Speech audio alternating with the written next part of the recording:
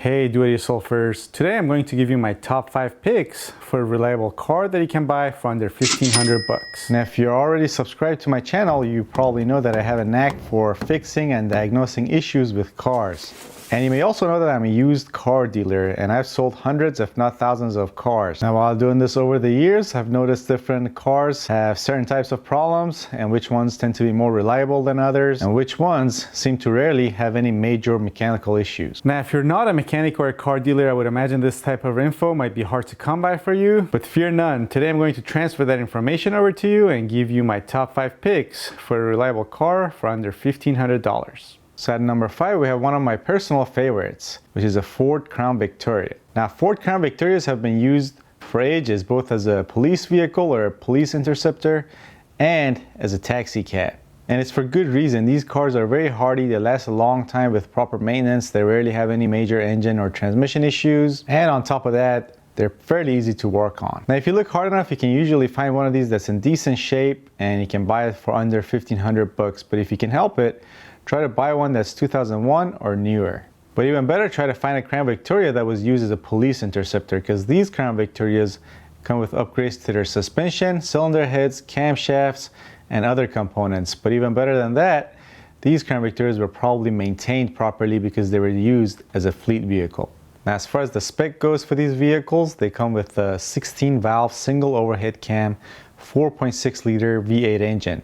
It produces 235 horsepower and 275 pound-feet of torque. These cars have a curb weight of 3,946 pounds and they have a 4-speed automatic transmission. Now as far as mechanical issues, really only 2 things stick out in my mind. When you go to buy one of these, especially if you're buying a 2001 or older, make sure that the intake manifold is upgraded, because the factory intake manifolds, the front portion of them was made out of plastic and it was a very common area for leaks to develop. Now if I remember this correctly, in 2002 they upgraded these intake manifolds, but nonetheless, when you go to see one of these cars, open the hood and take a look at the intake manifold and make sure it's upgraded. Now the second issue that comes to mind is that the catalytic converters on these cars seem to clog up more often when compared to other cars. So it's important, if you ever develop a misfire on these cars, you fix it and treat it right away, and also that you maintain your engine and do your oil changes on time so you don't damage your oil ring on your pistons and develop any oil burning issues which can damage your catalytic converters. But besides those 2 issues, nothing else major stands out in my mind. I've actually known people that have driven these cars up to 500,000 miles on the original engine just by properly maintaining them. All right, next up, coming in at number 4 is a 1995 to 1999 Nissan Sentra, which is a B14 series for these cars. Now, in my opinion, these Nissan Sentras are some of the most reliable cars Nissan has ever made. They're nothing fancy, they're not really fun to drive, but they just go and go and they never seem to want to die. Now, these B14 series come with a 1.6 liter dual overhead cam engine. But there is an SE model which has a 2.0-liter engine, but that's not what we're talking about in this video. I'm talking about the 1.6-liter engine for these series. The engine on these cars produces 115 horsepower and 108 pound-feet of torque.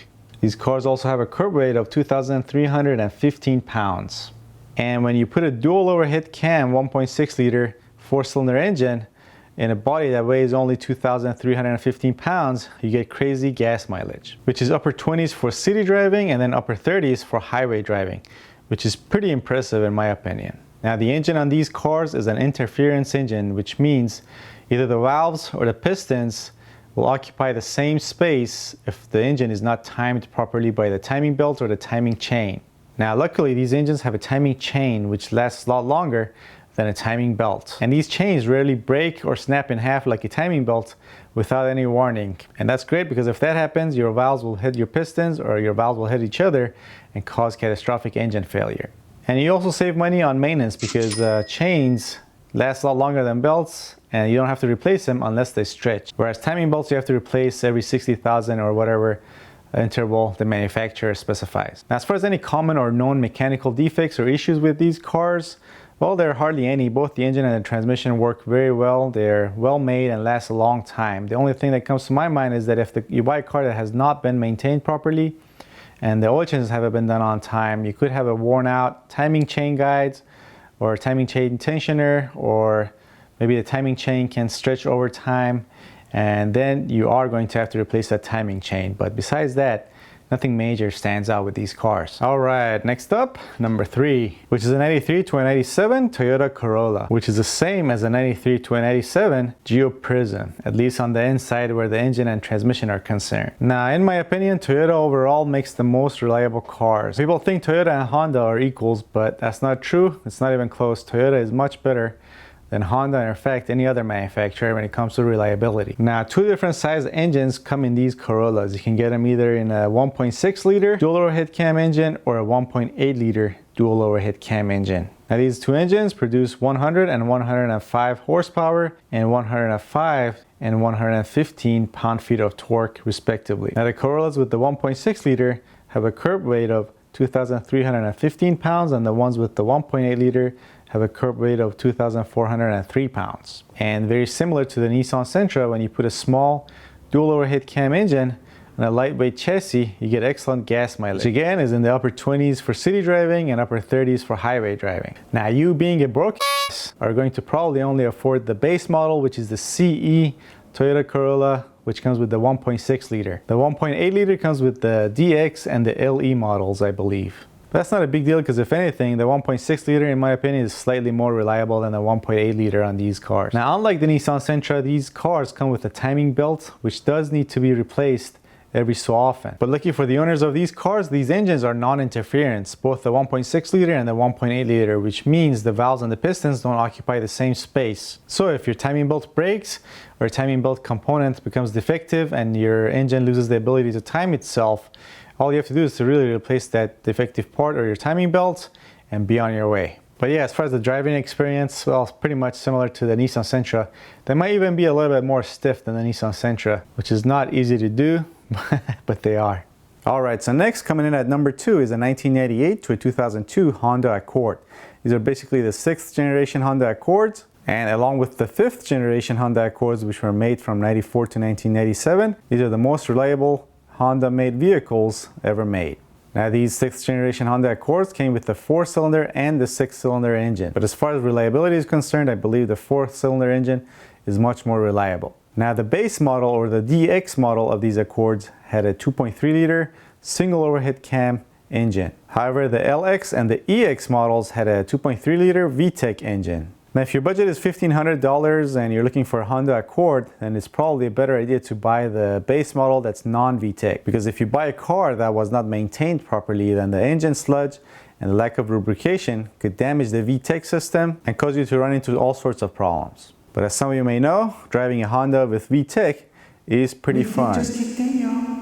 As far as the spec for these cars, the non-VTEC 2.3 liter gets 135 horsepower and 145 pound-feet of torque. The VTEC version gets 150 horsepower and 152 pound-feet of torque. The curb weight for these cars is about 2,888 pounds, and the gas mileage is mid-20s for city driving and mid-30s for highway driving. Now, as far as known or common mechanical issues with these cars, well, there aren't any. Now, these engines do come with a timing belt and are interference engines. It's crucial that you know exactly when the timing belt was replaced if you go to buy one of these cars, or that it's properly inspected if there's no maintenance records. And now the moment you've been all waiting for, the most reliable car you can buy for under $1,500 without any doubt or question is a Toyota Camry with a 2.2 liter engine. Now, these Camrys were made from 1992 all the way to 2005, but if you can help it, try to buy one that's at least 96 or newer. Now, as you remember, up until about a year ago, I owned a 95 Camry, and that thing just simply refused to die. Now, that thing was a total rust bucket, and it had all sorts of leaks and other minor issues, but it just simply would go. You know, I just start the engine, get in it, take me from point A to point B, no problem. Now, these 2.2 liter engines can put out 130 horsepower and 145 pound-feet of torque. These cars have a curb weight of 3,263 pounds. Now, this is not a reliability issue, but the MPG or the gas mileage on these cars is not super great. You get about upper teens, maybe low 20s for city driving, and then mid-20s for highway driving. Now, as far as known or common mechanical issues, there's absolutely none with the engine or transmission. In fact, you rarely find a 2.2 liter with a transmission that's going bad or an engine that has randomly developed the overheating issue or a head gasket issue or a knocking issue. I mean, I drove the car you see on the screen, which had more than 200,000 miles on it,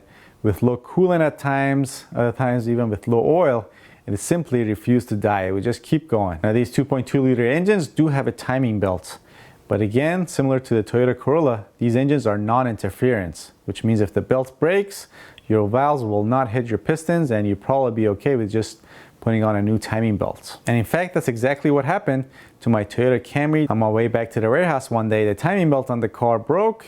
Then what I did was to tow the car to the warehouse and then replace the timing belt and the timing belt components. I also actually got that on camera, so I have a video on that on my channel if you're interested. And then I simply started the car and the car kept going for many more miles. The only minor mechanical issue I can think of on these cars is a leak from the oil pump seal or gasket right by your crankshaft.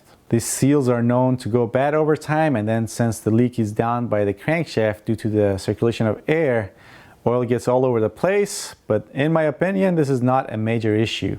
Now, if you want to see other videos similar to this, maybe for different categories, do me a favor and leave a comment down below. Or if you see a suggestion or a comment that you agree with, give it a thumbs up and I'll make a video on the one that gets the most amount of votes. And I promise not to use the Electoral College this time. Actually, scratch all of that. I'm going to continue to make these types of videos because all I did for this video was to sit on my chair, listen to myself speak, and look at myself on camera. And I won't lie, I really like the sound of my own voice and also looking at myself on camera.